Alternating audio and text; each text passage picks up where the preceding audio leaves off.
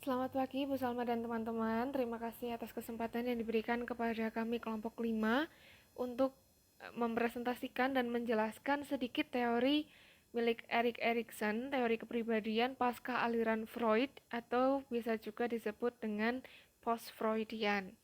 Kami dari kelompok 5 beranggotakan Afifah, Agnes, Aisyah, Aulia, Askia, Azumah, Aya, dan Karistia. Halo teman-teman, saya Viva dengan NIM 03 akan menjelaskan tentang teori pasca aliran Freud. Nah, teori pasca aliran Freud yang dikemukakan Erikson mengembangkan tahapan perkembangan pada masa anak-anak Freud menjadi remaja, dewasa, dan usia lanjut. Erikson menyatakan tiap tahap perjuangan psikososial berkontribusi pada pembentukan kepribadian. Perjuangan tersebut berbentuk krisis identitas. Nah, walaupun Erikson tuh menggunakan teori Freud sebagai landasan dari pendekatan siklus hidup untuk kepribadiannya, Erikson berbeda dengan Freud dalam beberapa aspek. Berbeda dengan teori psikodinamika yang bersikap tajam pada psikoanalisis aliran Freud, Erikson bermaksud teori kepribadiannya mengembangkan, bukan menyangkal asumsi Freud, dan menawarkan cara untuk melihat sesuatu. Teori pasca aliran Freud milik Erikson itu seperti teoritikus kepribadian lainnya, merupakan cerminan dari latar belakangnya. Jadi teori ini tuh muncul karena pengalaman-pengalaman yang dialami Erikson itu sendiri, dan bisa mencakup beberapa hal seperti seni, perjalanan jauh, pengalaman dalam berbagai kultur, dan pencarian seumur hidup akan jati dirinya. Jadi Erikson tuh dalam kehidupannya beliau itu juga berusaha untuk mencari jati dirinya gitu. Selanjutnya yaitu tentang biografi dari Erik Erikson.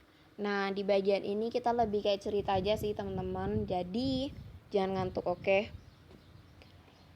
Siapa sih Erikson itu? Kita akan mencoba menjawabnya di sini. Erikson lahir pada 15 Juni 1902 di selatan Jerman. Erikson yakin bahwa ayahnya adalah seseorang berkebangsaan Denmark yang entah siapa namanya, dan ibunya bernama Carla Abrahamsen yang merupakan seorang wanita Yahudi. Jadi Erikson tuh lahir dalam keadaan keluarga dengan orang tua tunggal. Nah, di situ Erikson tuh penasaran siapa sih ayahnya. Awalnya Erikson tuh yakin bahwa ayahnya tuh bernama Dr. Tinder Hamburger yang merupakan suami ibunya yang sekarang. Namun Erikson tuh gak melihat kemiripannya sama Dr. Tinder. Akhirnya ibunya berbohong bahwa ia adalah anak dari Felder Slomesen yang merupakan suami pertama ibunya. Namun Erikson masih gak percaya. Kenapa? Karena Erikson tahu bahwa ibunya berpisah dengan suami pertamanya 4 tahun sebelum Erikson lahir. Nah, akhirnya Erikson meyakini bahwa dia adalah anak dari seseorang bangsawan Denmark yang berbakat seni. Erikson dibesarkan oleh ibu dan ayah tirinya, namun ia masih berusaha mencari identitas ayah kandungnya dan jati dirinya sendiri. Nah, akhirnya Erikson pun memberanikan diri untuk keluar rumah dan menjadi seorang seniman atau penyair yang berkelana gitu semasa mudanya, dan akhirnya dia pulang setelah 7 tahun tuh dia pulang karena dia merasa bahwa dia tuh nggak bisa melukis ataupun menggambar gitu. Saat itulah saat dia merasa seperti itu, dan saat dia setelah 7 tahun pulang itu tadi, saat itu dia tuh ditawari untuk mengajar di sebuah sekolah baru di Wina. Di sana ada seseorang bernama Anna Freud yang merupakan atasannya sekaligus psikoanalisisnya. Dan dengan izin Anna, Erik menikah dengan John Searson, seorang wanita, penari, seniman, dan guru kelahiran Kanada, yang di bawah penanganan psikoanalisis juga. Nah, Erikson akhirnya memiliki 3 anak laki-laki bernama Kai, John, dan Neil, serta 1 anak perempuan bernama Sui. Mohon maaf kalau penyebutan namanya salah. Oke. Jadi pencarian Erikson akan identitas membuatnya mengalami banyak kesulitan selama masa perkembangannya menuju dewasa. Padahal menurut Erikson, pada masa ini seseorang harus menjaga anaknya dengan baik. Namun pada masa ini juga Erikson merasa bahwa dirinya gagal untuk menjaga anak-anaknya, terutama Neil yang mengidap Down syndrome. Nah, ia menempatkan Neil di sebuah institusi dan membohongi anak-anaknya yang lain, mengatakan bahwa Neil itu tidak ada, mengatakan bahwa Neil atau adiknya mereka itu meninggal saat lahir. Dan hanya memberitahukan kebenaran pada si sulung Kai bahwa Neil itu masih ada dan hidup. Di sini ia melanggar prinsipnya sendiri, yaitu jangan berbohong pada orang yang kau sayangi dan jangan mengadu domba anggota keluarga. Dan ketika Neil meninggal, Erikson sedang ada di luar kota.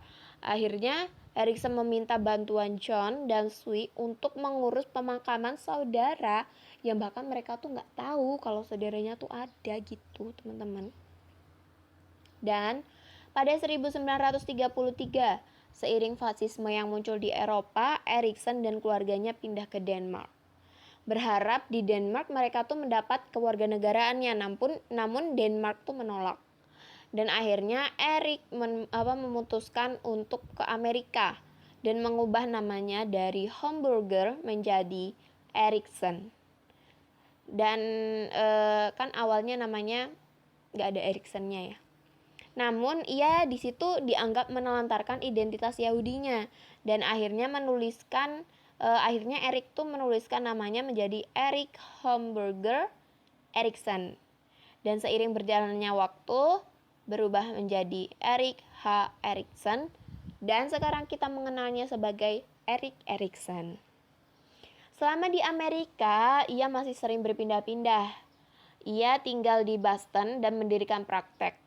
Tanpa sertifikat ataupun gelar dari perguruan tinggi, ia bekerja sebagai peneliti di Massachusetts General Hospital, Harvard Medical School, dan Harvard Psychological Clinic.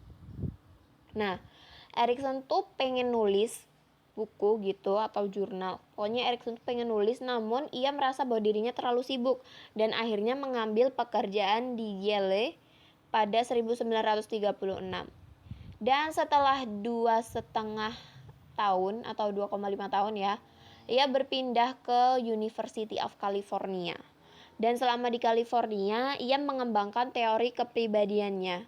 Pada 1950, ia mempublikasikan buku yang berjudul Childhood and Society dan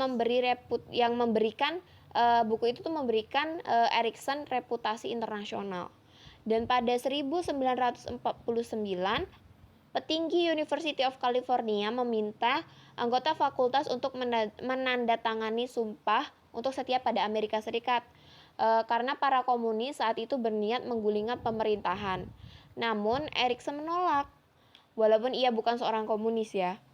Kemudian Erikson memilih meninggalkan California dan kembali ke Massachusetts. Pada 1960, ia kembali ke Harvard dan menjadi profesor di bidang perkembangan manusia. Nah, melalui semua perubahan yang ia alami, Erikson terus mencari identitas ayahnya. Dan kemudian Erikson tuh wafat pada 12 Mei 1994 di usianya yang ke-91 tahun. Jadi kalau misalnya ditanya siapa sih Erikson itu? Erikson sendiri mungkin gak bisa menjawab pertanyaan itu ya. Namun dapat kita lihat dari perjalanannya, Erikson adalah seseorang atau sesosok yang cerdas, yang menyusun banyak buku dan memberikan kuliah dan juga menulis esai. Gitu teman-teman, itu kilas singkat mengenai Erik Erikson. Dan selanjutnya akan dijelaskan oleh rekan saya. Terima kasih. Saya Agnes Yunita Simaremare dengan NIM 004 akan menjelaskan tentang ego dalam teori pasca aliran Freud. Freud meyakini bahwa untuk orang-orang yang sehat secara psikologis, ego cukup mengembangkan kendali akan id, walaupun kendali tersebut masih lemah dan dorongan-dorongan id dapat meletus dan menutupi ego setiap saat. Sebaliknya, Erikson menyatakan bahwa ego kita adalah kekuatan positif yang menciptakan jati diri. Sebagai pusat kepribadian kita, ego menolong kita untuk beradaptasi dengan berbagai konflik dan krisis dalam hidup dan menjaga kita agar tidak kehilangan individualitas pada kekuatan yang meningkat di masyarakat. Selama masa kanak-kanak, ego masih bersifat lemah, lentur, dan rapuh, namun ketika remaja akan mulai berbentuk dan memiliki kekuatan. Sepanjang hidup kita, ego menyatukan kepribadian dan menjaga kita dari keterceraiberaian. Erikson melihat ego sebagai agen pengatur setengah tidak sadar yang mempersatukan pengalaman-pengalaman sekarang dengan jati diri di masa lampau dan juga dengan gambaran diri yang diharapkan. Ia mendefinisikan ego sebagai kemampuan seseorang untuk menyatukan pengalaman-pengalaman dan tindakan-tindakan dengan cara yang adaptif. Erikson memperkenalkan 3 aspek ego yang saling berhubungan, yaitu yang pertama ada ego tubuh, yaitu yang mengacu pada pengalaman-pengalaman dengan tubuh kita, seperti cara memandang fisik diri kita sebagai sesuatu yang berbeda dengan orang lain. Kita mungkin puas atau tidak puas dengan tampilan tubuh kita dengan caranya yang berfungsi, tetapi kita menyadari bahwa itu adalah satu-satunya tubuh yang akan pernah kita miliki. Yang kedua ada ego ideal, yaitu yang mewakili gambaran yang kita miliki terhadap diri kita sendiri dibandingkan dengan apa yang dicapai oleh diri ideal. Ego ini berperan dalam kepuasan atau ketidakpuasan diri, tidak hanya dari fisik diri, tetapi juga dari keseluruhan jati diri pribadi. Yang ketiga ada ego identitas, yaitu gambaran yang kita miliki terhadap diri kita sendiri dalam ragam peran sosial yang kita mainkan. Meskipun masa remaja adalah masa ketika biasanya ketiga komponen ini berubah pesat, perubahan di ego tubuh, ego ideal, dan ego identitas dapat terjadi di tahapan kehidupan manapun. Selanjutnya ada faktor yang mempengaruhi ego, yaitu pengaruh masyarakat. Bagi Erikson, ego ada sebagai potensi ketika lahir, tetapi akan muncul dari dalam lingkungan kultural. Masyarakat yang berbeda-beda dengan ragam praktik pengasuhan anak cenderung membentuk kepribadian yang cocok dengan kebutuhan dan nilai kultur mereka. Contohnya, Erikson menemukan bahwa cara mengasuh bayi yang serba membolehkan dan berlarut-larut pada bangsa Sioux mengakibatkan apa yang disebut oleh Freud kepribadian oral, yaitu orang yang mendapat kesenangan melalui aktivitas mulut. Bangsa Sioux menjunjung tinggi kedermawanan, dan Erikson meyakini bahwa penentraman dan menyusui yang tidak terbatas membentuk landasan untuk kedermawanan sebagai kebajikan. Akan tetapi, orang tua Sioux cepat menghilangkan kebiasaan menggigit, perlakuan yang dapat berkontribusi pada keberanian dan tingkah laku agresif anak. Di sisi lain, orang-orang Yurok memberlakukan aturan ketat mengenai pembersihan air seni dan feses, perlakuan yang mengembangkan sifat anal atau kerapian kompulsif, sifat keras kepala, dan kekikiran. Dalam masyarakat Amerika keturunan Eropa, sifat oral dan anal sering dianggap sebagai sifat yang tidak diterima dan menunjukkan gejala neurotik. Akan tetapi, Erikson menyatakan bahwa sifat oral di kalangan pemburu Sioux dan sifat anal di kalangan nelayan Yurok merupakan karakteristik adaptif yang membantu individu dan kultur mereka. Fakta bahwa orang Amerika keturunan Eropa memandang sifat oral dan anal sebagai sifat menyimpang cukup menunjukkan pandangan etnosentris mereka terhadap masyarakat lain. Erikson menyatakan bahwa secara historis, semua suku dan bangsa termasuk Amerika Serikat telah mengembangkan apa yang disebut sebagai pseudo-species, yaitu khayalan yang dibuat untuk diabadikan oleh masyarakat tertentu yang seolah-olah dipilih untuk menjadi sang spesies manusia. Suatu kontribusi utama Erikson dalam teori kepribadian adalah pengembangannya terhadap tahapan awal perkembangan aliran Freud yang mencakup usia sekolah, masa muda, masa dewasa, dan usia lanjut. Kemudian ada prinsip kerja ego seperti prinsip epigenetik. Erikson meyakini bahwa ego berkembang melalui berbagai tahapan kehidupan menurut prinsip epigenetik. Perkembangan epigenetik menyiratkan pertumbuhan langkah demi langkah dari organ janin. Embrio tidak dimulai dalam bentuk manusia kecil yang lengkap, menanti untuk mengembangkan struktur dan bentuknya. Sebaliknya, janin berkembang atau seharusnya berkembang menurut tingkat yang telah ditetapkan sebelumnya dalam urutan yang tetap. Apabila mata, hati, dan organ-organ lain tidak berkembang selama periode kritis bagi perkembangan mereka, maka mereka tidak akan pernah mencapai kematangan yang seharusnya. Dengan cara yang sama, ego mengikuti perkembangan epigenetik dengan tiap tahapan berkembang pada waktu yang seharusnya. Satu tahapan muncul dan dibangun berdasarkan tahapan sebelumnya, tetapi tidak menggantikan tahapan sebelumnya. Perkembangan epigenetik ini dapat dianalogikan dengan perkembangan fisik anak-anak yang merangkak sebelum berjalan, berjalan sebelum berlari, berlari sebelum melompat. Kemudian saat mereka merasa cukup matang untuk melompat, mereka masih mempertahankan kemampuannya untuk berjalan, berlari, dan merangkak.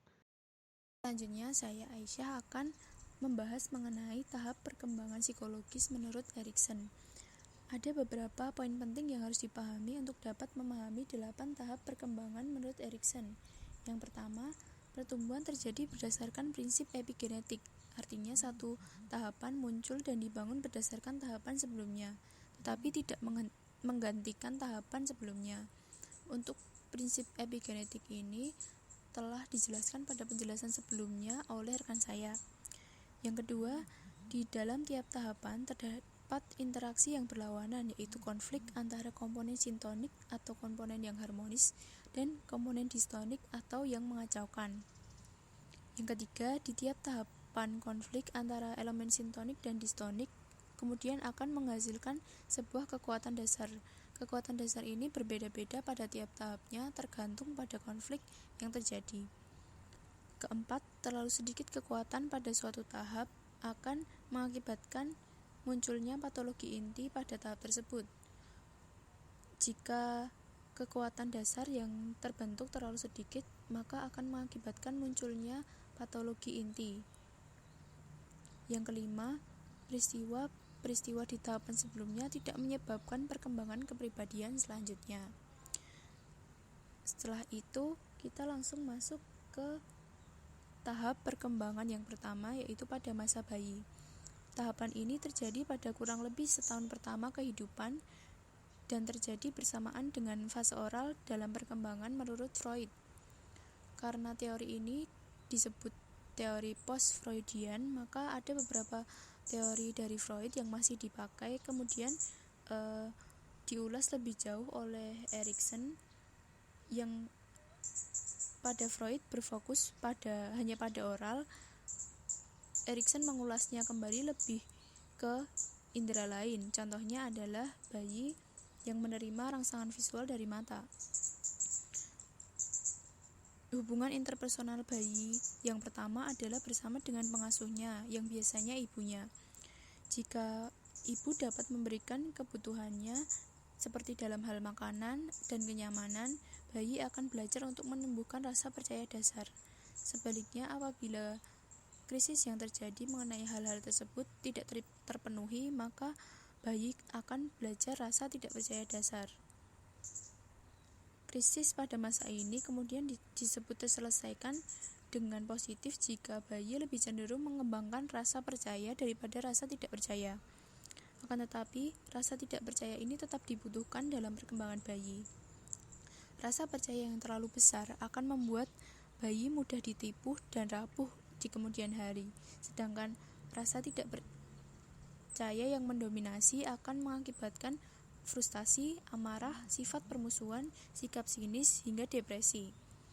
Kemudian jika krisis pada masa ini terselesaikan dengan sukses dan positif, maka anak akan mendapatkan kekuatan dasar pertamanya, yaitu harapan.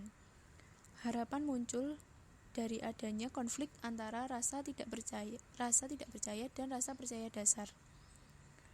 Bayi harus merasakan lapar, sakit, dan tidak nyaman juga, karena dengan ini bayi akan belajar untuk berharap bahwa gangguan akan diakhiri oleh hasil yang memuaskan. Apabila bayi tidak mengembangkan harapan yang cukup, akan muncul patologi inti atau lawan dari harapan, yaitu penarikan diri. Dengan sedikit harapan yang dikembangkan, anak kemudian akan menarik diri dari dunia luar dan dapat menuju ke gangguan psikologis yang lebih serius. Saya, Askia Fairuz Syarifah, NIM 32, izin melanjutkan. Yang kedua ada masa kanak-kanak awal. Masa kanak-kanak awal ini terjadi pada anak usia 2-3 tahun. Nah, kalau menurut Freud itu kan anak di umur segini itu menganggap anus sebagai zona yang paling memberikan kepuasan seksual bila tersentuh, dan juga anak mendapat kesenangan dengan menghancurkan atau menghilangkan objek, dan nantinya mereka mendapat kesenangan dengan buang air besar. Tapi kalau menurut Erikson itu lebih luas lagi, yang mana bagi dia anak mendapat kesenangan bukan hanya karena menguasai otot sirkular yang dapat berkontraksi saja, tetapi juga menguasai fungsi tubuh lainnya seperti buang air kecil, jalan, memegang, dan lain-lain. Di masa ini, anak-anak juga mengembangkan rasa kendali akan lingkungan interpersonal mereka dan juga kendali diri mereka. Tapi bisa juga anak-anak mengalami rasa ragu dan malu karena mereka tuh belajar kalau usaha-usaha mereka tuh tidak berakhir dengan sukses gitu. Lalu ada gaya otot uretral anal. Pada masa ini, anak-anak belajar untuk mengendalikan tubuh mereka, khususnya berkaitan dengan kebersihan dan pergerakan. Makanya penting banget untuk orang tua untuk melatih anaknya toilet training, terus juga mulai belajar berjalan, berlari, memeluk orang tua, dan berpegangan. Nah, pada masa kanak awal ini adalah masa terjadinya kontradiksi, yaitu masa pemberontakan yang bersikeras dan kepatuhan yang lembut, masa pengungkapan diri yang impulsif dan penyimpangan yang kompulsif, dan masa kerjasama yang penuh cinta dan penolakan penuh kebencian.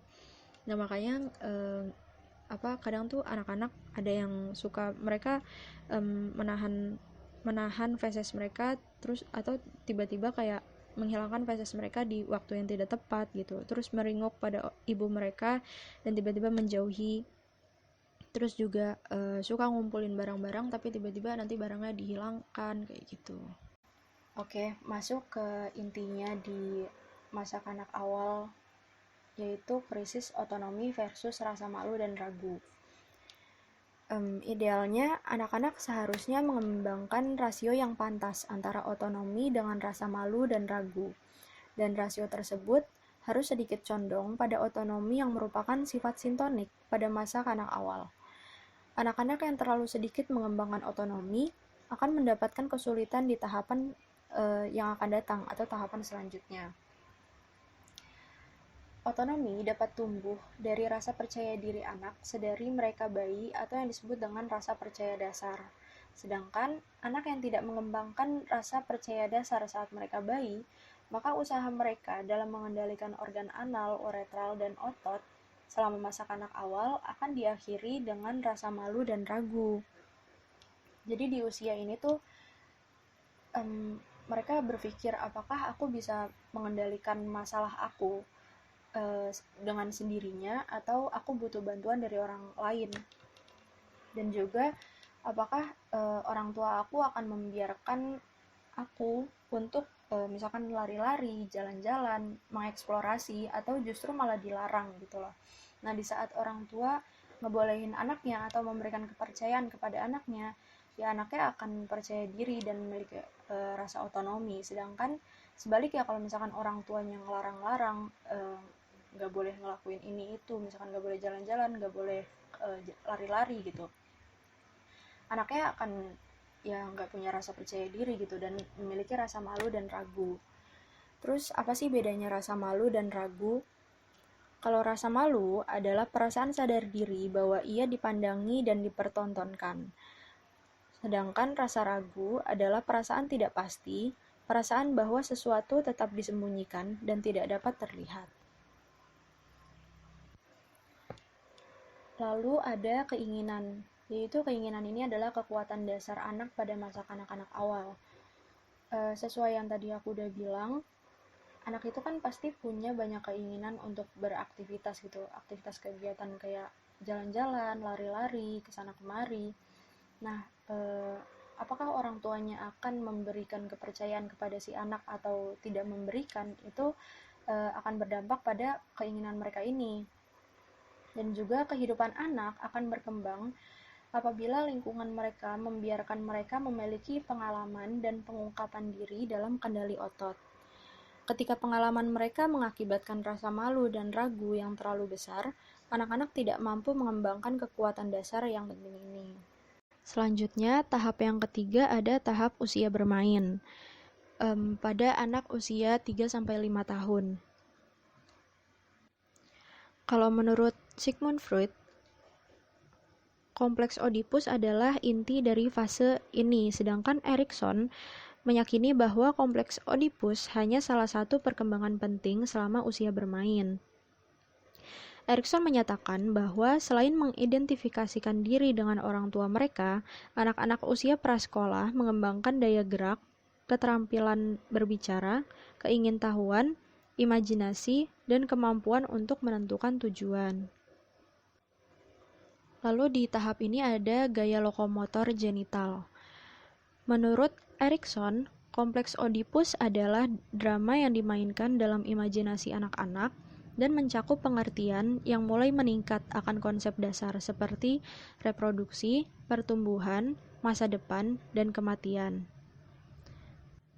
Ini masih sama kayak teorinya Freud, yang mana contohnya itu kayak anak perempuan yang suka dengan ayahnya, anak laki-laki yang suka dengan ibunya, lalu anak perempuan yang iri ketika mereka melihat penis laki-laki, dan juga laki-laki yang merasa cemas akan kehilangan bagian tubuh mereka, termasuk penis mereka, ketika mereka melihat kemaluan perempuan.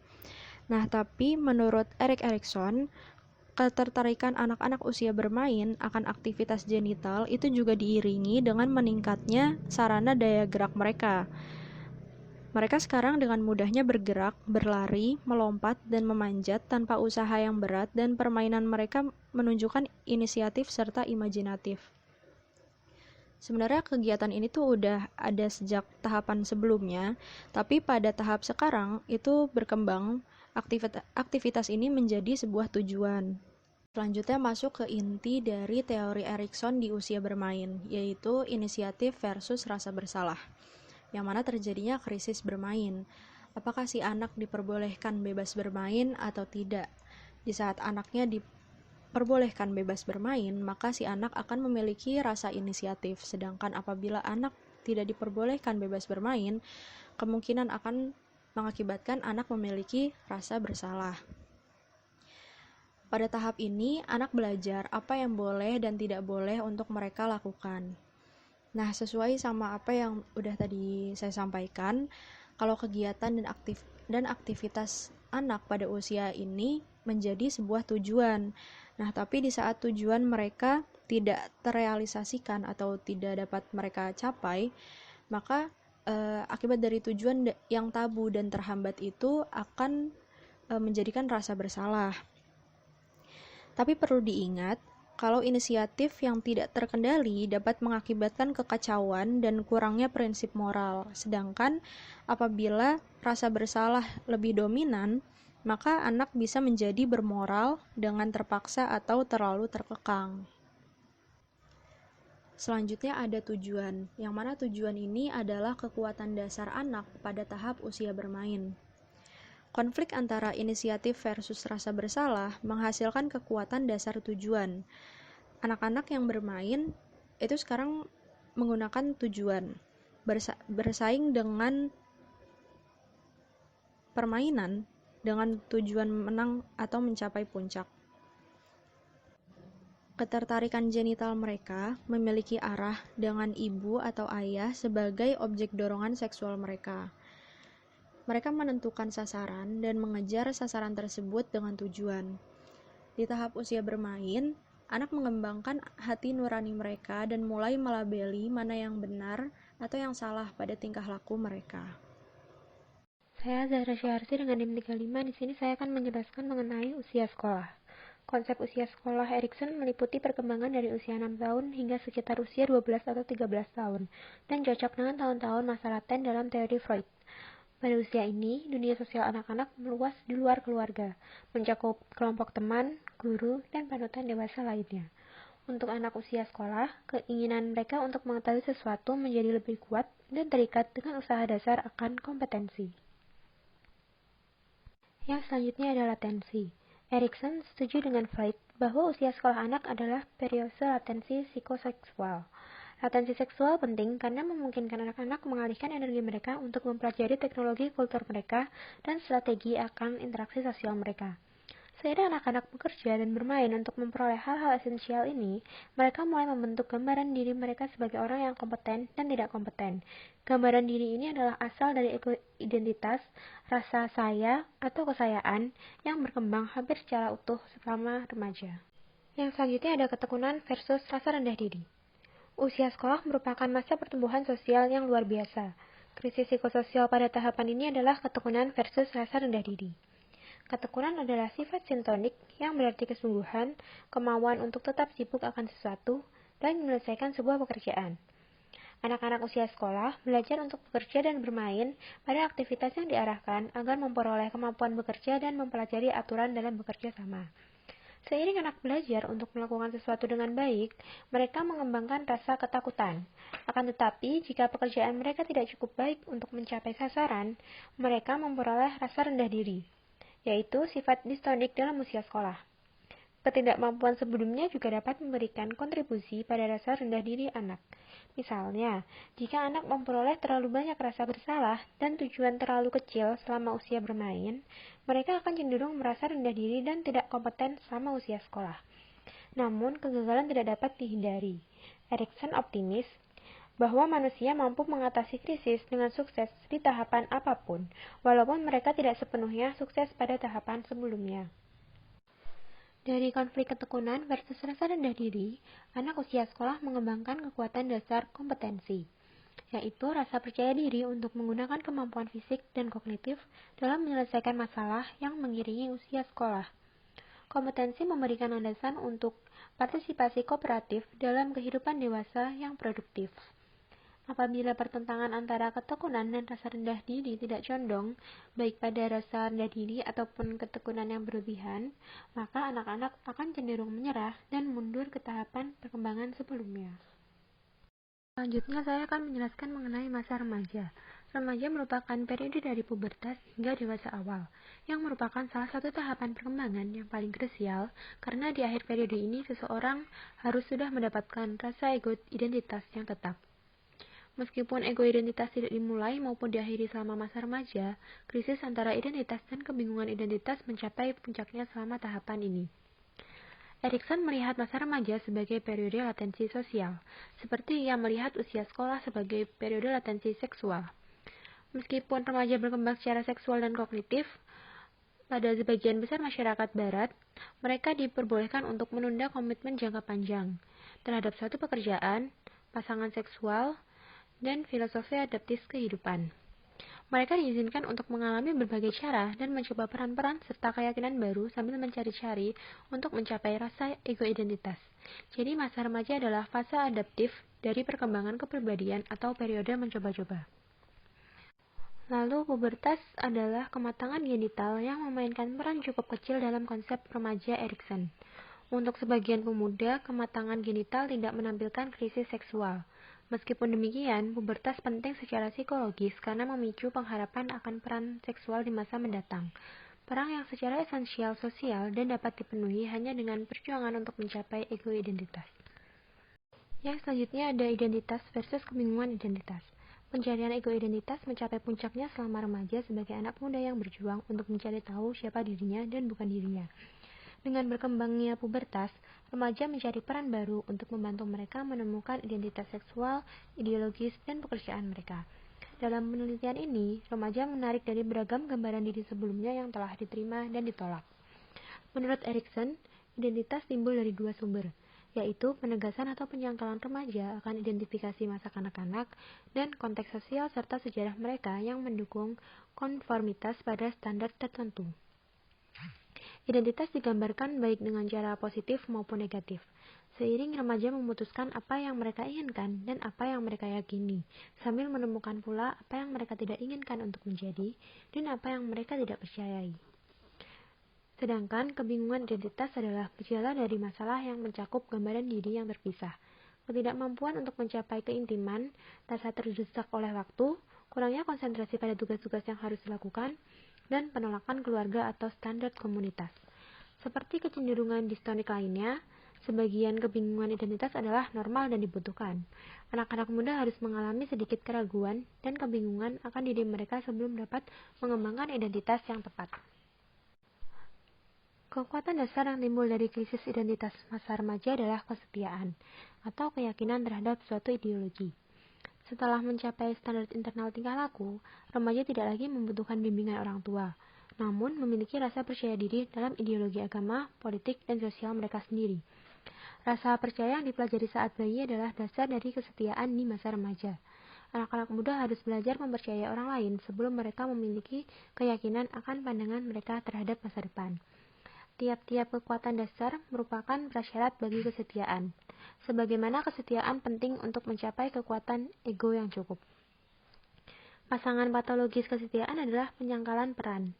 Patologi inti remaja yang menghalangi kemampuan seseorang untuk mempersatukan beragam gambaran diri dan nilai-nilai menjadi identitas yang berfungsi. Penyangkalan peran dapat berupa kurangnya percaya diri atau penyimpangan. Kurangnya percaya diri adalah kurangnya keyakinan diri dan kepercayaan diri secara ekstrim yang diungkapkan dengan rasa malu dan ragu untuk mengekspresikan diri sendiri. Sebaliknya, penyimpangan adalah tindakan pemberontak melawan penguasa. Remaja menyimpang yang keras kepala, berpegang pada kepercayaan dan praktik yang tidak diterima masyarakat semata-mata karena kepercayaan dan praktik tersebut tidak diterima. Penyangkalan peran dibutuhkan bukan hanya karena memungkinkan remaja mengembangkan identitas pribadi mereka, namun juga karena memberikan gagasan-gagasan baru dan vitalitas baru ke dalam struktur sosial. Saya Karistia Laksita dengan nomor NIM 39 akan menjelaskan tentang masa dewasa awal. Masa dewasa awal ini berlangsung di rentang usia 19 sampai 30 tahun. Namun pada kenyataannya rentang usia ini hanyalah digunakan untuk perkiraan saja karena masa dewasa awal yang nyata, yang sejatinya itu terjadi ketika seseorang mulai merasakan adanya keintiman dan diakhiri dengan adanya generativitas. Seperti itu. Jadi rentang usia ini bisa berubah-ubah. Ada orang yang tahapan dewasa awalnya itu singkat sekali, antara usia 25 tahun sampai 35 tahun atau 23 tahun sampai 30 tahun. Tapi ada juga yang membutuhkan waktu berdekade-dekade. Jadi dari usia 19 tahun sampai usia 45 tahun misalkan, atau dari usia 20 tahun sampai 40 tahun, seperti itu. Hal pertama yang ada di masa dewasa awal ini adalah perkembangan genitalitas yang matang. Genitalitas ini apa sih? Genitalitas itu adalah sebuah aktivitas seksual, teman-teman. Aktivitas seksual yang memang sejatinya dan senyatanya murni seksual gitu. Kalau biasanya kita di masa remaja, kita tahu tadi sudah jelaskan bahwa genitalitas masa remaja adalah genitalitas di mana diri seorang manusia itu mencari perasaan, mencari identitas yang pada dasarnya ada pada diri kita sendiri. Seperti kalau dalam hubungan romansa antara dua orang insan manusia itu, sang laki-laki minta untuk diperhatikan atau sang wanita minta untuk dimanja, tapi pada nyatanya, pada kenyataannya mereka itu dipuaskan oleh diri mereka sendiri dengan rasa percaya diri, dengan rasa aku cukup kok memperhatikan dia selevel ini, atau aku cukup kok mengenal dia sebatas ini, dan sebagainya macam. Namun genitalitas yang ada di masa dewasa awal itu adalah genitalitas yang terdiri dari rasa percaya dan kepuasan seksual dengan seseorang yang kita cintai. Jadi butuh dua orang ya teman-teman, bukan karena kebanggaan atas diri sendiri atau karena kepuasan akan diri sendiri, tapi membutuhkan orang lain untuk merasakan percaya dan merasakan kepuasan psikoseksual. Nah, selanjutnya ada keintiman versus keterasingan. Sama seperti masa-masa sebelumnya, Erikson itu mendefinisikan masa dewasa awal dengan pergumulan keintiman dan keterasingan. Keintiman itu apa sih? Keintiman itu adalah kemampuan untuk meleburkan identitas diri, identitas kita dengan identitas orang lain tanpa takut akan kehilangan identitas tersebut. Jadi ketika kita mempunyai satu jati diri yang sudah matang, yang sudah kita temui pada saat masa remaja, lalu kita bertemu dengan seorang lain dalam satu hubungan romansa, lah kita nggak akan kehilangan jati diri itu, teman-teman. Justru jati diri antara kedua insan ini akan melebur dan menjadi satu kepribadian yang sama-sama baik gitu. Orang yang nggak yakin sama identitas mereka sendiri, yang di masa remaja kemarin belum menemukan jati dirinya itu, lama-kelamaan akan putus asa, akan menarik diri dari keintiman, sehingga mencari hubungan seksual yang tidak bermakna, kayak pacaran yang buang-buang waktu, atau istilahnya anak zaman sekarang itu menjaga jodoh orang gitu, karena sama-sama belum menemukan satu keintiman yang pas untuk kedua insan manusia ini. Sebaliknya, orang yang sudah memiliki keintiman yang matang, dia akan punya kemampuan dan mau untuk berbagi rasa percaya itu di antara kedua insan. keintiman itu juga punya lawan ya teman-teman. Jadi lawan dari keintiman itu adalah keterasingan. Berbeda dengan kata asing yang kita tahu di kamus besar dan di seharian, keterasingan dalam psikososial itu didefinisikan sebagai ketidakmampuan diri untuk mengambil kesempatan dengan identitas diri yang dibagi dalam keintiman sejati. Jadi keterasingan itu didefinisikan untuk orang-orang yang walau dia matang secara finansial, walaupun dia social butterfly yang punya kenalan di sana sini, tapi dia tidak mampu untuk mendapatkan tanggung jawab untuk menanggung tanggung jawab yang besar dalam perusahaan misalkan atau dalam proyek-proyek tertentu seperti itu. Keterasingan dan keintiman ini tetap dibutuhkan dalam porsinya masing-masing karena kebersamaan yang berlebihan itu akan menghilangkan rasa ego. Jadi saking udah dekatnya, udah saking terasa seperti keluarga, ketika dia minta bantuan kita seakan lupa kayak ya udah ayo aku bantulah semaksimal mungkin, pinjam uang nih aku kasih, pinjam mobil ini aku kasih, ada masalah ini aku kasih, sampai kita lupa bahwa sebenarnya itu adalah hal-hal yang tidak perlu. Sedangkan keterasingan yang berlebihan itu akan menimbulkan masalah-masalah dan bahaya-bahaya yang lebih besar, seperti kita mulai untuk pesimis, tidak mengenal akan adanya keintiman dan sebagainya. Nah, kekuatan dasar manusia di masa dewasa awal ini adalah cinta, teman-teman. Ketika teman-teman yang mendengar gitu, cinta ya, ya udahlah cinta doang gitu, atau cinta itu tuh menurutku kayak gini, cinta tuh menurutku kayak gitu. Nah, dalam psikososial ini, cinta itu bukan satu hal yang remeh, teman-teman. Karena cinta itu adalah satu kekuatan untuk seseorang dalam masa dewasa awal bertahan dalam guncangan-guncangan hidupnya, dalam ujian-ujian hidupnya, seperti itu. Cinta ini adalah satu hal yang muncul dari krisis keintiman dan keterasingan. Jadi harus ada keintiman dan keterasingan yang bergumul, yang berantem, yang gaduh, sehingga memunculkan adanya cinta. Nah, cinta itu didefinisikan sebagai suatu pengabdian matang yang membatasi perbedaan-perbedaan antara pria dan wanita. Sehingga ketika kita meleburkan identitas kita dengan pasangan kita, itu muncul batas-batas yang jelas, teman-teman, antara kewajiban pria dan kewajiban wanita, hak-hak pria dan hak-hak wanita, lalu adanya kerjasama di situ, adanya hasrat seksual, adanya pertemanan, adanya komitmen. Itu semua berawal dari adanya keintiman dan keterasingan yang membentuk sebuah cinta. Seperti itu. Nah, cinta itu juga punya lawan, teman-teman. Jadi bukan cuma keintiman dan keterasingan, tapi cinta juga berlawanan dengan yang namanya eksklusivitas. Eksklusivitas ini disebutkan dengan sama halnya kayak orang posesif.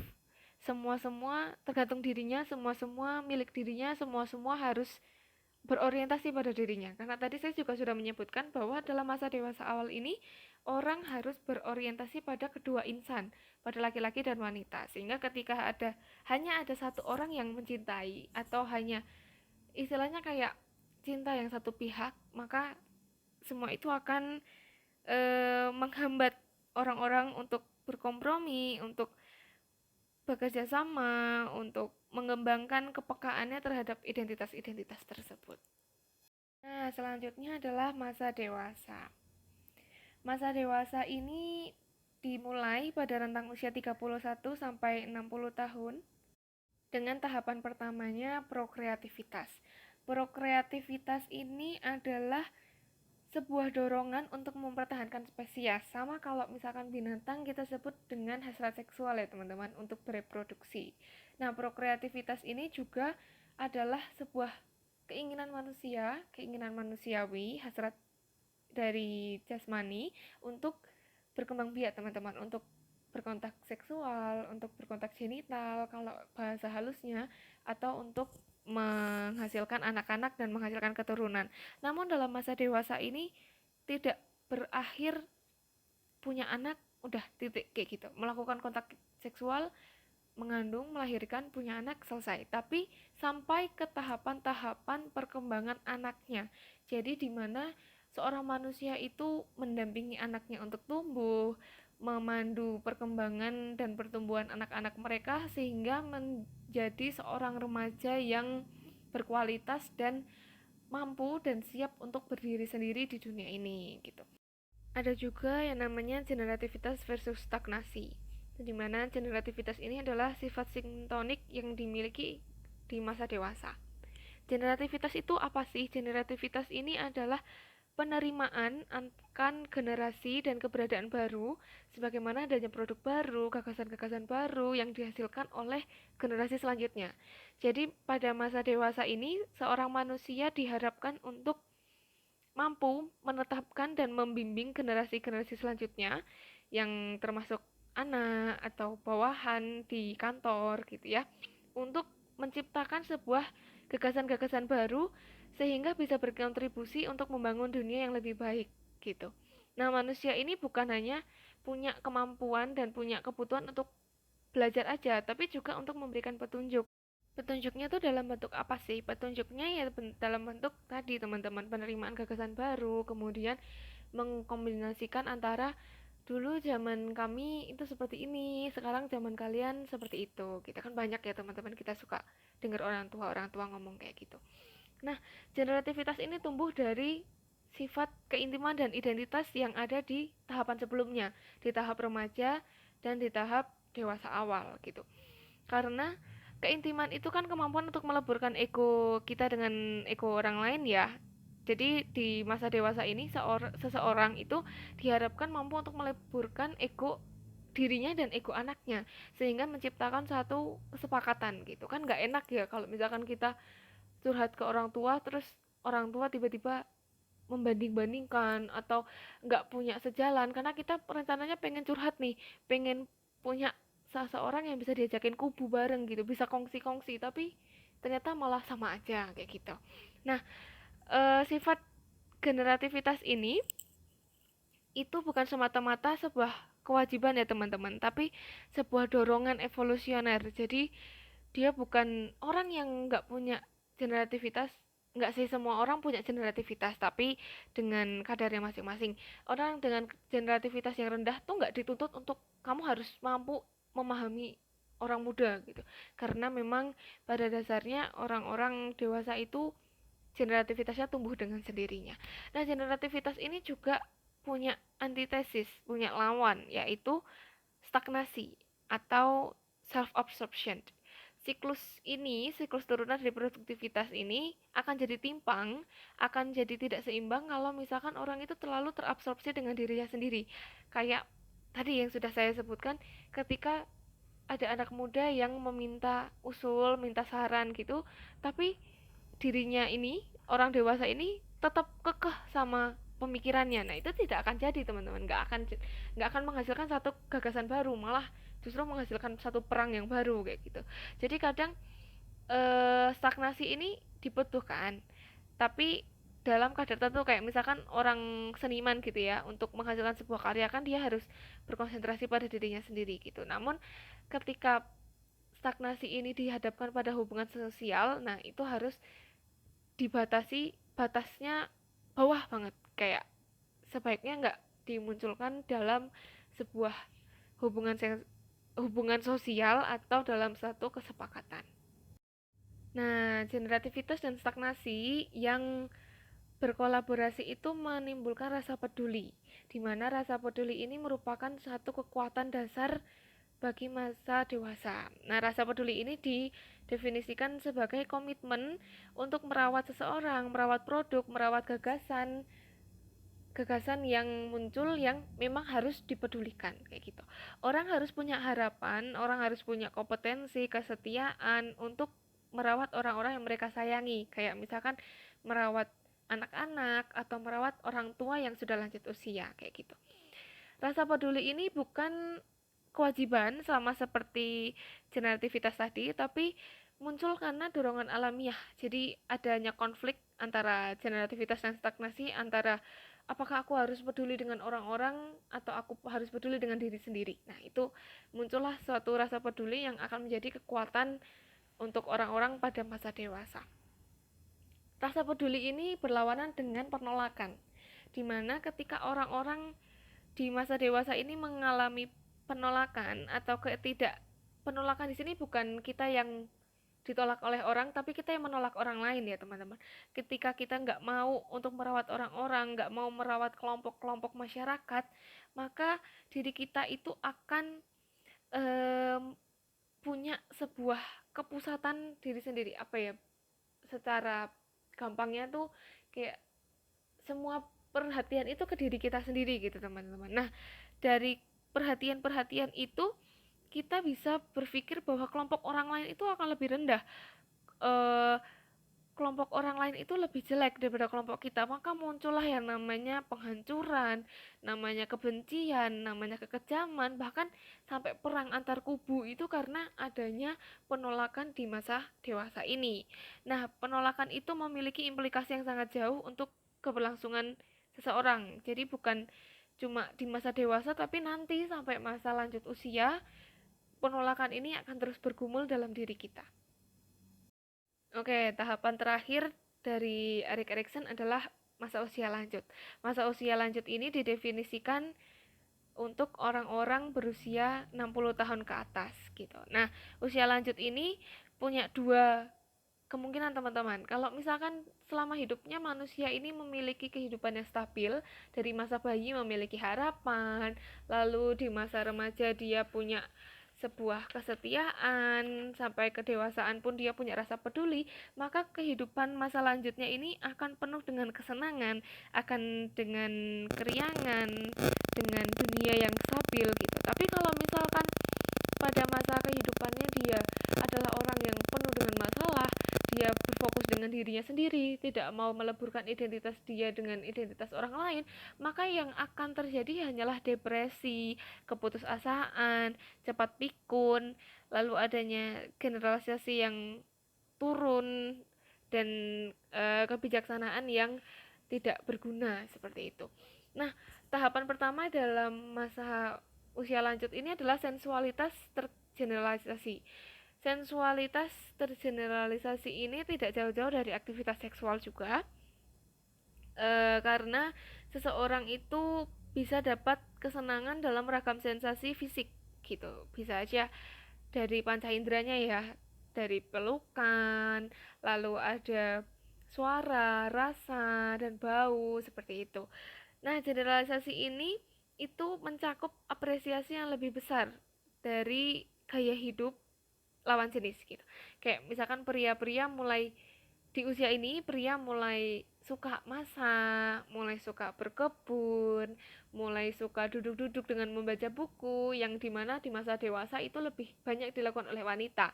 Sedangkan wanita-wanita di usia ini akan lebih suka untuk berdebat, untuk membicarakan hal-hal politik, finansial, tentang peristiwa-peristiwa dunia kayak perang dan sebagainya macamnya, yang pada masa dewasa dulu lebih sering dilakukan oleh kaum laki-laki. Nah, di masa ini, masa usia lanjut ini, pergumulannya adalah integritas versus keputusasaan.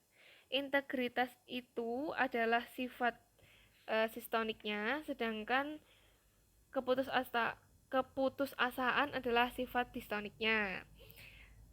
Integritas ini berarti perasaan akan keutuhan dan kemampuan untuk mempertahankan rasa keakuan, sehingga serta tidak kehilangan kekuatan fisik dan intelektual, sehingga ketika seseorang memiliki integritas yang tinggi, dia bisa mempertahankan bahwa pendapat saya itu seperti ini, diri saya mampu untuk melakukan hal yang sejak dulu saya lakukan, dan hal-hal ini yang berkaitan dengan diri saya itu tidak hilang hanya karena saya berubah menjadi seseorang yang sudah tua, seperti itu.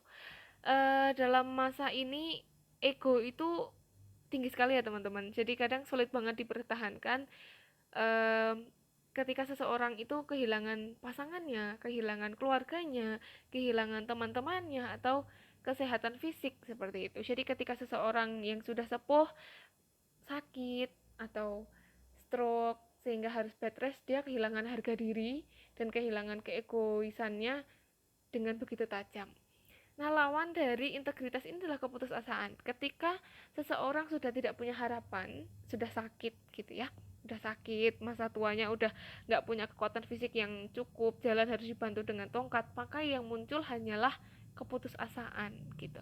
Dari masa bayi ketika sampai masa usia lanjut ini, harapan itu bisa diperoleh dari mana aja. Sedangkan ketika dia tertinggal, ketika dia ditinggal, ketika dia tidak mampu lagi untuk berdiri dengan dirinya sendiri, harapan itu hilang, maka yang akan menggantikan adalah keputusasaan.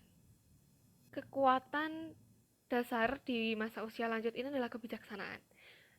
Teman-teman mungkin sering mendengar arti kata sesepuh ya. Sesepuh itu biasanya dipakai untuk orang yang paling tua, untuk mendapatkan saran-saran kayak kita mau membangun jembatan nih, bagusnya pakai kayu atau pakai besi ya. Itu dikomunikasikan dengan sesepuh. Atau kita mau mengadakan acara panen raya nih, sebaiknya dilakukan di hari ini atau di hari itu ya. Nah, itu kita komunikasikan dan diskusikan juga dengan sesepuh.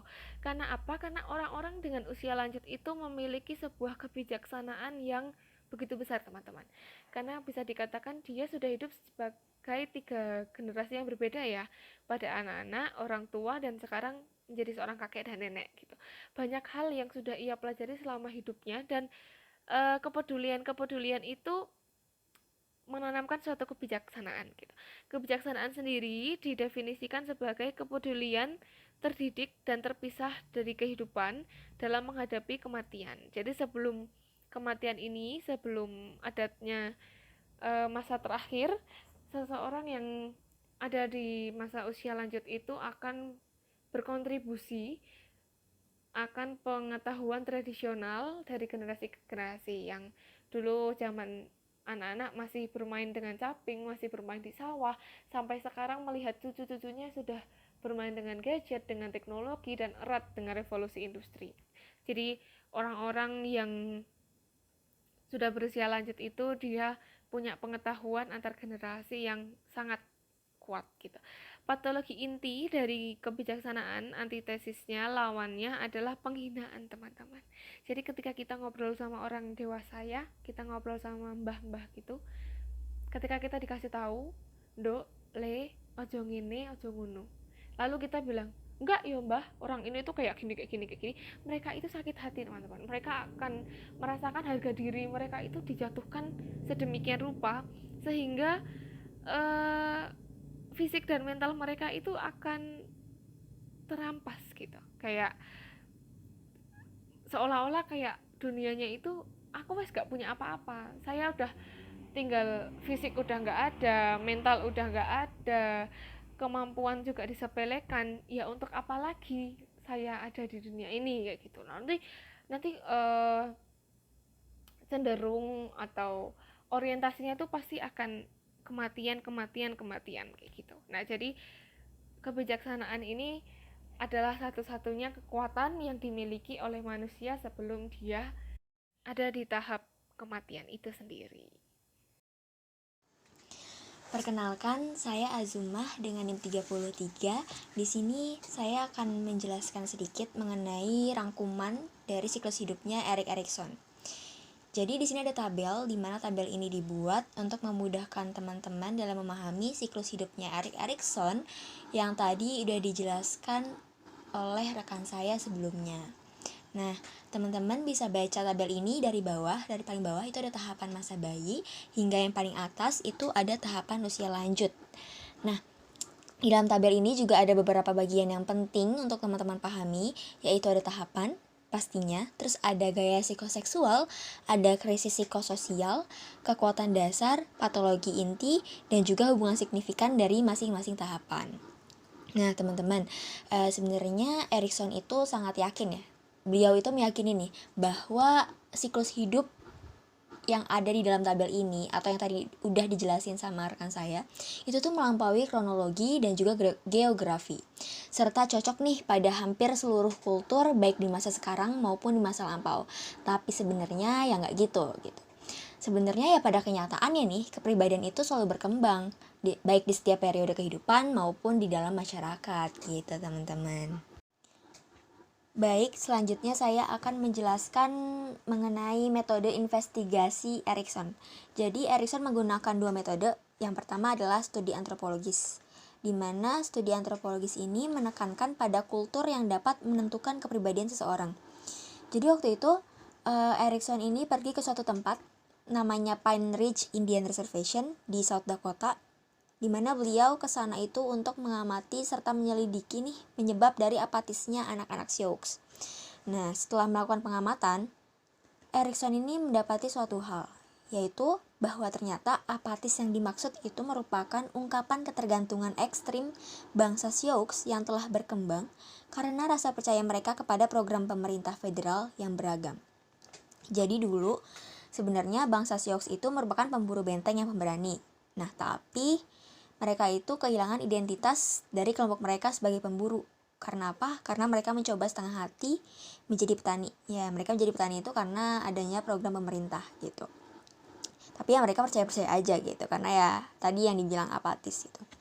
Akibatnya apa sih? Jadi akibatnya itu ya anak-anak bangsa Sioux itu sekarang mengalami kesulitan untuk mencapai rasa ego identitas mereka, terutama ketika mencapai usia remaja. Ya iya, karena harusnya mereka jadi pemburu, tapi malah disuruh jadi petani gitu.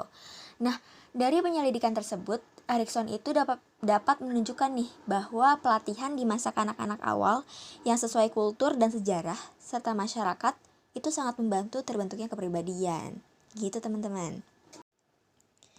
Metode yang kedua adalah psikohistoris, di mana psikohistoris ini didefinisikan oleh Erikson sebagai studi individual dan kehidupan kolektif dengan metode yang memadukan psikoanalisis dan juga sejarah. Erikson sebenarnya menggunakan metode psikohistoris ini untuk menunjukkan nih keyakinannya bahwa setiap orang itu adalah hasil dari masa sejarahnya, dan masa sejarah dipengaruhi oleh pemimpin luar biasa yang mengalami konflik identitas pribadi. Erikson mengimplementasikan atau menggunakan metode yang kedua ini kepada Mahatma Gandhi. Jadi sebenarnya Erikson ini pengen tahu nih jawaban dari bagaimana sih orang seperti Gandhi itu dapat melalui konflik identitas dirinya dalam kehidupannya. Nah, sehingga ya udah Erikson meninjau deh seluruh siklus hidup Gandhi dan juga memusatkan pada krisis tertentu yang memuncak. Krisisnya apa sih? Nah, jadi krisis yang dipusatkan oleh Erikson dalam menginvestigasi kehidupan Gandhi itu adalah krisis ketika Gandhi berada di masa paruh baya pertama kalinya. Nah, krisis tersebut muncul ketika Gandhi melakukan metode puasa guna sebagai senjata politik gitu. Dimana dengan metode puasa tadi, Gandhi ini ternyata membuat pengaruh besar. Apa sih? Nah, pertama, Gandhi udah membentuk identitasnya. Selain itu, yang kedua, metode tadi itu juga memberinya alat bantu nih untuk mewujudkan politik yang damai dan perubahan sosial. Nah, dari hal ini Erikson mengetahui nih bahwa Gandhi telah mengembangkan kekuatan dari krisis yang dialaminya. Jadi setelah melalui krisis, dia justru membangun kekuatan, bukan berakhir dengan patologi inti. Nah, dari pengamatan tadi juga akhirnya ya Erikson semakin yakin gitu bahwa ternyata ya masa sejarah itu juga dipengaruhi oleh pemimpin luar biasa yang mengalami konflik identitas pribadi. Selanjutnya akan dijelaskan oleh rekan saya. Saya Aulia Endah Fitriani dengan NIM G01200027 akan melanjutkan penjelasan materi dari rekan saya. Penelitian terkait dengan Erik Erikson. Apakah identitas mengawali kedekatan? Beberapa tahun terakhir, kita dapat melihat adanya perubahan yang signifikan pada remaja. Seperti remaja yang melanjutkan pendidikan ke jenjang yang lebih tinggi yang dapat menangguhkan tanggung jawab masa dewasa awal, dan juga remaja yang semakin sering menunjukkan hubungan kedekatan seksual. Kemudian, muncul pertanyaan dari perubahan ini. Apakah teori Erikson masih relevan untuk masa sekarang? Untuk menjawab pertanyaan tersebut, Bayers dan Steve-Chilkering, maaf jika pengucapannya salah, mengadakan penelitian longitudinal selama 10 tahun yang dilakukan tahun 2010 pada 52 perempuan dan 41 laki-laki untuk melihat apakah tahap perkembangan Erikson mengenai identitas yang pertama dan kemudian keintiman masih benar hingga saat ini. Dari penelitian tersebut diperoleh beberapa hasil. Yang pertama, pengembangan ego yang meningkat pada usia 15 hingga 25 tahun. dan adanya proses perkembangan yang kuat dari identitas menuju keintiman, dan dari usia penyesuaian diri di usia 15 tahun dan individualistis di usia 25 tahun. Hasil yang kedua, tidak ada indikasi penangguhan identitas pada masa dewasa awal meskipun remaja melanjutkan pendidikan ke jenjang yang lebih tinggi.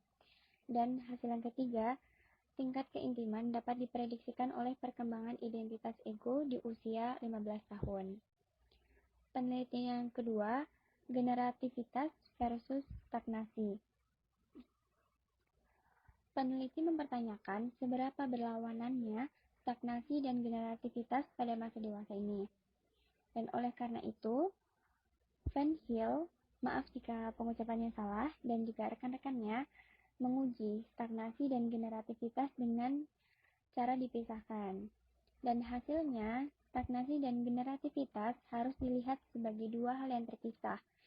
Contohnya, orang dengan stagnasi yang tinggi akan cenderung mengalami kesulitan dalam mengatur emosi, tetapi generativitas tidak memiliki keterkaitan dengan pengaturan emosi.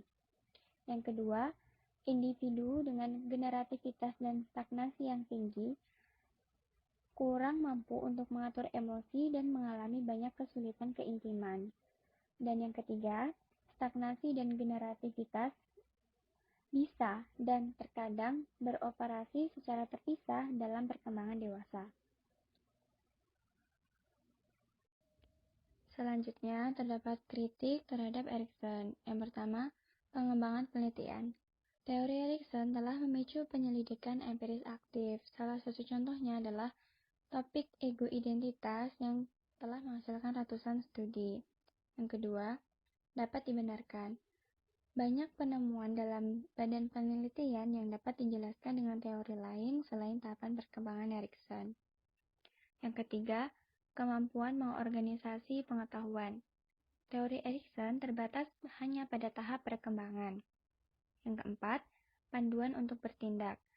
Teori Erikson mampu memberikan bimbingan umum pada bidang keilmuan. Misalnya, ego identitas banyak terdapat pada buku teks psikologi remaja, dan keintiman versus keterasingan dan generativitas versus stagnasi dapat membantu penasihat pernikahan. Yang kelima, konsistensi internal. Teori Erikson ini memiliki konsistensi internal yang luar biasa dengan istilah yang digunakan berbeda-beda, tetapi harapan, cinta, tujuan, dan lainnya tidak didefinisikan secara operasional. Lalu yang keenam, kesederhanaan. Penggunaan konsep dan istilah yang berbeda pada kotak tahapan perkembangan Erikson yang ada 64 kotak itu, yang sebagian besar itu kosong, itu telah mengurangi kesederhanaan dari teori Erikson sendiri. Materi terakhir, konsep kemanusiaan. Yang pertama, determinisme versus kebebasan memilih. Kepribadian sebagian dibentuk oleh kultur dan juga sejarah. Tetapi manusia masih memiliki kendali terhadap hidup mereka. Mereka masih bebas untuk menentukan kehidupan mereka. Yang kedua, pesimisme versus optimisme. Erikson cenderung optimis. Misalnya, ketika individu mengalami masalah atau kelemahan pada tahap awal perkembangan, mereka tetap dapat memperbaikinya pada tahap perkembangan yang berikutnya di tahap manapun. Yang ketiga, kausalitas versus teologi. Manusia dipengaruhi oleh kekuatan biologis dan sosial yang lebih tinggi dibandingkan pandangan mereka terhadap masa depan. Meskipun manusia dapat menentukan sasaran masa depan mereka dan berusaha untuk mencapai sasaran masa depan itu, mereka tidak dapat mengabaikan akibat dari adanya anatomi, sejarah, dan juga kultur. Yang keempat, perilaku yang disadari versus tidak disadari. Masa sebelum remaja, kepribadian sebagian besar dibentuk oleh dorongan tidak sadar. Yang kelima, sosial versus biologis pada kepribadian. Erikson lebih kepada sosial, meskipun tidak mengabaikan faktor biologis, tapi kita dapat melihat pada tahap perkembangan Erikson itu, semakin maju tahap perkembangannya, maka pengaruh sosial itu semakin besar terhadap kepribadian seseorang. Yang terakhir, keenam, keunikan versus keseragaman. Nah, Erikson ini lebih menekankan pada perbedaan individu. Meskipun tahap perkembangan setiap individu itu sama, tetapi mereka melalui setiap tahapan itu, melalui krisis-krisis yang ada pada setiap tahapan dengan cara yang berbeda. Baik, demikian pemaparan dari kami kelompok 5. Kurang lebihnya kami mohon maaf untuk pemaparan yang kurang jelas, atau pengucapan yang salah, atau materi yang mungkin kurang lengkap. Lalu untuk pertanyaan-pertanyaan dan diskusi lebih lanjut akan kita lakukan setelah ini dengan panduan dari PJMK. Begitu. Terima kasih teman-teman sudah menyimak sampai saat ini, dan sekian dari kelompok 5. Selamat pagi dan terima kasih.